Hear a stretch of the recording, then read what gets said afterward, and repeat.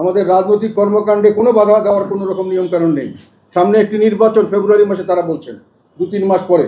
সেই নির্বাচনের জন্য সকলে নির্বাচনের বিভিন্নভাবে তাদের প্রচারণা চালিয়ে যাচ্ছেন।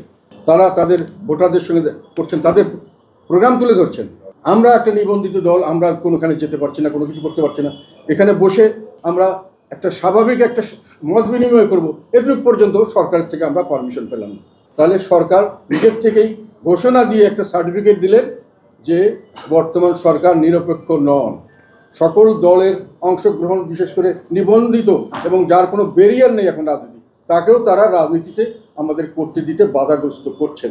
এই সরকার এইটি তারা সার্টিফিকেট দিয়ে দেশে বিদেশে প্রচার জানিয়ে দিলেন যে সরকারি বাহিনী কর্তৃক একটি নিবন্ধিত দলের একটি নিয়মতান্ত্রিক মত বিনিময় সভায় তাদের হামলা করে সেটাকে পণ্ড করে দেওয়া হলো। তার মানে এই বর্তমান সরকার, অন্তর্বর্তীকালীন সরকার যে জন্য করা হয়েছিল যে অবাধ, সুষ্ঠু, নিরপেক্ষ এবং অন্তর্ভুক্তিমূলক একটি নির্বাচন দেবে, সেখানে লেভেল প্লেইং ফিল্ড করা হবে, সেই লেভেল প্লেইং ফিল্ড করতে ওনারা ব্যর্থ হলেন এবং ঘোষণা দিয়েই তাদের সব বাহিনী দিয়ে তারা এটাকে বানচাল করে প্রমাণ করলেন যে তারা নিরপেক্ষ নন।